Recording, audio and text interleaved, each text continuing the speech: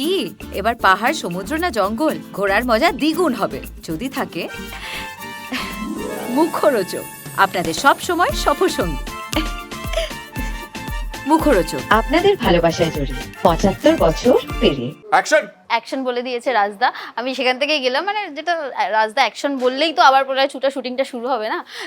তো একটু বলো, এই যে অপেক্ষা, বহু মেসেজ পেয়েছো, বহু কমেন্ট পেয়েছো, এবং এমন একটা গল্প, এবার আগেরবার আমরা নানা রকমভাবে দেখছি সুন্দরবন, মানব পাচার, এবার এই যে গল্পটা ধরার, এই যে সোনার দোকান ডাকাতে, এটা আমরা সবসময় শুনছি বা দেখছি, কিন্তু এই যে প্রেজেন্ট করা অনলাইন, আমি যেটা এক্ষুনি ট্রেলারে দেখছিলাম, রাজদা রিসার্চটা কি ছিল?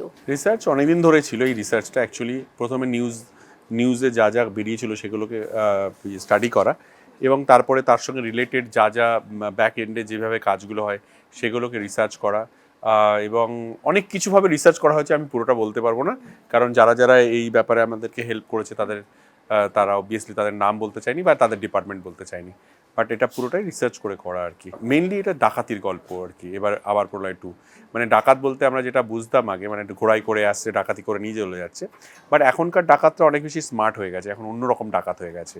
মানে তোমার পাশে এসে দাঁড়িয়ে আছে, তুমি হয়তো ডাকাতকে চিনতেই পারবে না আর কি। আগে ডাকাত মানে বড় বড় গোপ, হ্যাঁ এই বড় গোপ, এত লম্বা চওড়া দেখতে হতো, ঘোড়ায় আসতো। বাট এখনকার ডাকাতরা কি করে না, তারা বিয়ে বাড়িতে ঢুকে ডাকাতি করে নিয়ে যায় সোনা। ধরো বড়বউটাকে হয়তো মেরেই ফেললো, তারপরে সোনার দোকানে ডাকাতি করা, এবং এটা অহরহ হচ্ছে বেঙ্গলে আর কি। এবং তার সঙ্গে বড় বড় দোকানে বিজনেসম্যানদেরকে ডাকাতি করে নিয়ে যাওয়া, এবং কোনো বড় বিজনেসম্যানকে পয়সা চাওয়া, ফোন করে, যদি সেই পয়সা না দিল তাহলে তার উপরে হামলা করা, তার পরিবারের লোককে অ্যাটাক করা এবং গুলি করা, মারা, এসবগুলো আছে। এবং সেটা কিভাবে সাধারণ মানুষের সঙ্গে রিলেট করে যাচ্ছে, এবং সাধারণ মানুষ এখানে যারা মফস্বলের দিকে থাকে তাদেরকে কিভাবে ত্রাস তৈরি করে, তারই গল্প। এবং এই অনিমেষ দত্ত এবার এই পুরো ডাকাতদেরকে কিভাবে সামলাবে, সে আর তার টিম, সেটাই এবার দেখার আর কি। এবং এই ডাকাতির সঙ্গে আদৌ কিসের সঙ্গে মিল আছে, মানে ধরো যেটা আমরা প্রলয় 1-এ দেখেছিলাম যে ব্লাস্টটা হয়েছিল, তাহলে কি অনিমেষ দত্ত কোথায় গেল, কিভাবে আসলো, অনিমেষ দত্ত কি তারা আর ফিরবে না? সো অনেক কিছু প্রশ্ন লুকিয়ে আছে। সো সব প্রশ্নের উত্তর যদি পেতে হয় তাহলে অবশ্যই আবার প্রলয় 2 দেখতে হবে। আর আচ্ছা, এই যে ডাকাতির গল্পে আমরা বড় পর্দায় একটা ছবি অলরেডি দেখেছি, এই যে ডাকাতির ব্যাপারটা, সেখানে এই যে কিছু নিশ্চয়ই তোমার ছবিতে রয়েছে, তুমি যেটা বলছিলে যে অনলাইনের ব্যাপারটা, সেটা কতটা মাথায় ছিল ডিরেকশনের সময়, যাতে ডাকাতিটাকে এইভাবে প্রেজেন্ট করতে হবে তোমার যেভাবে এই ডাকাতিগুলো হয় সেভাবেই প্রেজেন্ট করা হয়েছে। এটা পুরো অথেন্টিক। এবং যদি তুমি ভালো করে দেখো শোটা, তখন তুমি দেখবে, বা ট্রেলারও যদি ভালো করে দেখো তুমি বুঝতে পারবে। তুমি সোশ্যাল মিডিয়াতে প্রচুর এরকম ডাকাতির ফুটেজ আছে, যে কোনো রিয়েল দেখানো হয়েছে এখানে আর কি। ট্রেলারও আছে 2-1টা, আমি তোমাকে এই হিন্টসটাও দিলাম আর কি। সো বেসিক্যালি এইটা অনেক আলাদা, অনেক রকম, অন্যরকম। আর ভালো লাগবে, দেখো না, প্রচন্ড ভীষণ ড্রামাটিক, ভীষণ অ্যাকশন ওরিয়েন্টেড, ভীষণ সাসপেন্স ওরিয়েন্টেড একটা শো আর কি হতে চলেছে। রাজা, যদি হোক কলরবের কথাতে আসি, আমরা মানে আমি যখন সিনেমাটা দেখছিলাম, আমি এইটুকু দেখেছি যে কারোর চোখ শিফট হওয়ার কোনো চান্স ছিল না, এবং আবার প্রলয়ের ক্ষেত্রেও চোখ মন কোনোটাই শিফট হবে না। তো একটু বলো যে আমরা অনিমেষ দত্তকে, এবং আমরা যদি এক্ষুনি আমি অপুদাকেও জিজ্ঞেস করছিলাম যে ক্ষুদিরাম চাকির একটা ধরন, পুলিশ হলেও সে এক ধরনের, এবং অনিমেষ দত্ত এখানে আরো কতটা পাওয়ার প্যাকড? অনেক বেশি পাওয়ার প্যাকড। অনিমেষ দত্ত হোক কলরবে, মানে ক্ষুদিরাম চাকি হোক কলরবে অনেক বেশি, কি বলবো, অনেক বেশি কাম, কোয়াইট, অনেক বেশি ব্যালেন্স করেছে। বাট এখানে অনিমেষ দত্তর ব্যালেন্সটা কম আর কি। অনিমেষ দত্তর ব্যালেন্সটা পুরোটা অনিমেষ দত্তর বউয়ের হাতে থাকে আর কি, রাইট? এবং ও যেভাবে ব্যালেন্স করে ও সেভাবেই চলার চেষ্টা করে, বাট যখন ওকে ছেড়ে দেয় তখন ও আর কারো কথা শোনে না অনিমেষ দত্ত অন্যায় দেখলে ওর মাথাটা পুরো গরম হয়ে যায়, মাই করে মাথাটা ঘোরে, এবং মনে হয় তার মুন্ডুটা ছিঁড়ে ফেলে আর কি।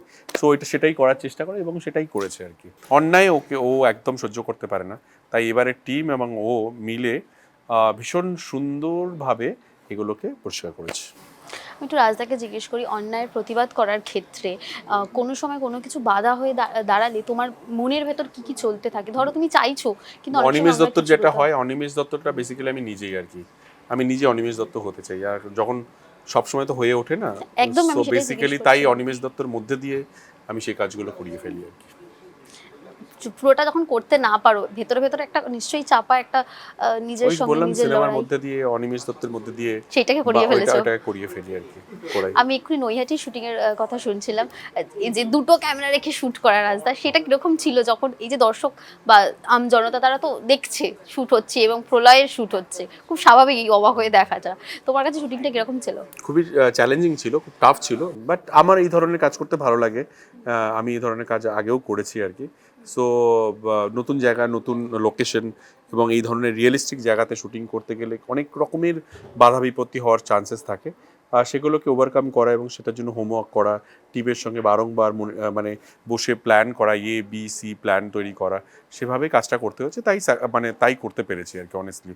এবং তার সঙ্গে অবভিয়াসলি আর্টিস্টরা এক মানে সিঙ্কে থাকা টেকনিশিয়ানদের সঙ্গে, মানে কি করব, কখন একটা ভিড় আসবে, এরকম বড় মায়ের মন্দিরের সামনে শ্যুট করা, মানে অত ভিড়, তার মধ্যেও কাউকে কোনো রকম অসুবিধা না করে, অনেক বেশি চ্যালেঞ্জিং ছিল আর কি, বাট সেটা শ্যুট করেছি আর কি। কখনো প্রতারণার শিকার হয়েছো অনলাইন? প্রতারণা? হ্যাঁ, মানে অনলাইন স্ক্যামিং বা কাউকে টাকা ধার দিয়েছো, একটা বড় অ্যামাউন্ট, সেটা ব্যাক হয়, এই টাকা দিয়েছি, ধার ব্যাক করেনি, সেটা অনেক হয়েছে, হ্যাঁ। কিন্তু অনলাইনে হয়নি সেটা আর কি।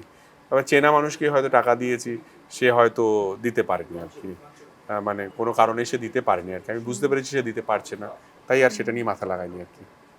এই যে আমি যদি সোশ্যাল মিডিয়ার কথা বলি, যে এই যে সোশ্যাল মিডিয়ায় যে স্ক্যামিংটা এখন অনেকটা বেড়ে অনেক গেছে, বেড়ে গেছে। কতটা সচেতন থাকতে হয়? অনেক সচেতন থাকা উচিত, মানে এখন অনেক বেশি, মানে মানে সোশ্যাল মিডিয়াতে এত বিলিভ করা উচিত না। সোশ্যাল মিডিয়াটা পুরোটাই একটা অদ্ভুত, এর মধ্যে একটা ফেকনেস তৈরি থাকে আর কি। এবং এখানে অনেকে অনেক কিছু বিলিভ করে, নিউজ থেকে আরম্ভ করে পুরোটা, আমি বলছি না যে খারাপ, পুরোটাই ফেলে দেওয়ার মতো, বাট মেজর পার্টটা ফেলে দেওয়া যেতে পারে, মেজর পার্টটাকে বিশ্বাস না করা উচিত আর কি। এখানে প্রতারণার চান্স খুব বেশি। যারা সোশ্যাল মিডিয়াকে বিশ্বাস করে, একটু এখানে বুদ্ধি লাগাতে হয় আর কি, কোনটা ঠিক কোনটা ভুল। একটু যদি আরও 3-4টে একটু যদি রিসার্চ করে নেয় যে যেটা বলছে সেটা কতটা ঠিক পারে। এখন অনলাইনেও তো অনেক কিছু কেনে, আমি সেখানেও দেখলাম, আমি কিনি না, ধরো আমি কাউকে দিয়ে কেনাই, সে আমাকে বলে যে এই তুমি এখান থেকে কিনছো, এটা কিন্তু টাকাটা নিয়ে নেবে আর ফেরত আসবে না তোমার কাছে জিনিসটা আর কি। সেটা আমার জানা ছিল না, তো বললো এটা ক্যাশ অ্যান্ড ডেলিভারি করো আর কি। সো আমি তখন বললাম যে জিনিসটা ভালো লাগছে, ক্যাশ অ্যান্ড ডেলিভারি করলে যদি না আসে, বলে যদি না আসে তার মানে জেনে রাখবে এটা পুরোটাই ফেক ছিল।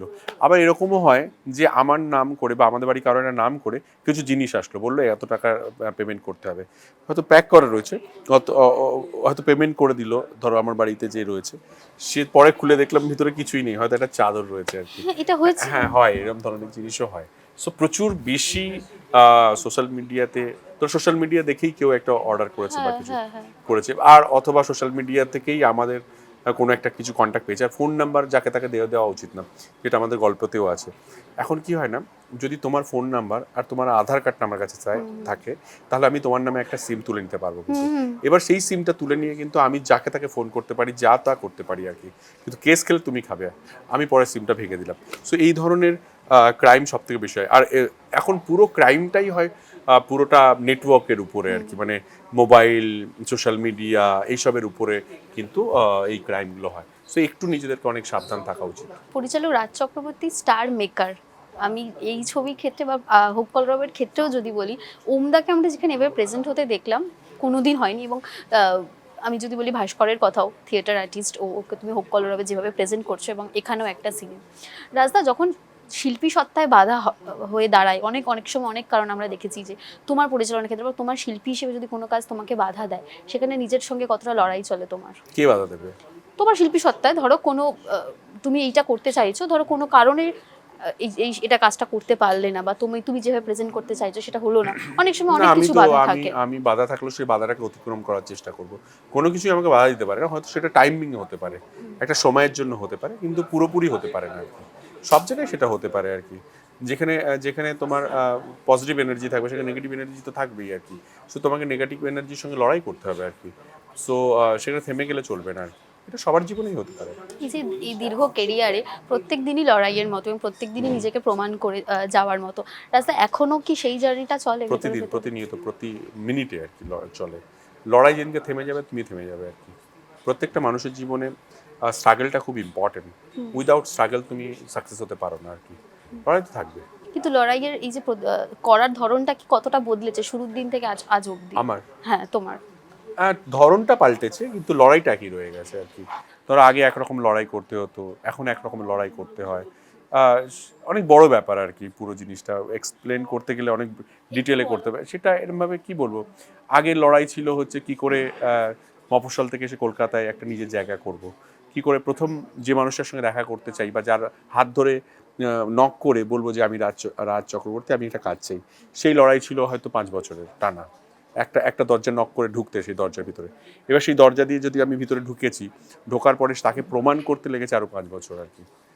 সো যখন প্রমাণ করেছি, সে যখন একটা জায়গা দিয়েছে, সেখানে নিজেকে প্রমাণ করা এবং নিজের জায়গা পাওয়ার পর সেই জায়গাটাকে ধরে রাখার একটা লড়াই। সো এই লড়াইয়ের অনেক রকম ডাইমেনশন আছে, অত ইজি নয় আর কি। আর যখন এই লড়াই থেমে যাবে, যখন তুমি সেলফ স্যাটিসফাইড হয়ে যাবে যে আমি সব জানে গেছি, আমি সব বুঝে গেছি, আমার আর কিছু দরকার নেই, আমি যা করছি সেটাই ঠিক আছে, সেদিনকে তুমি জেনে রাখবে তুমি তোমার শেষের দিক চলছে আর কি।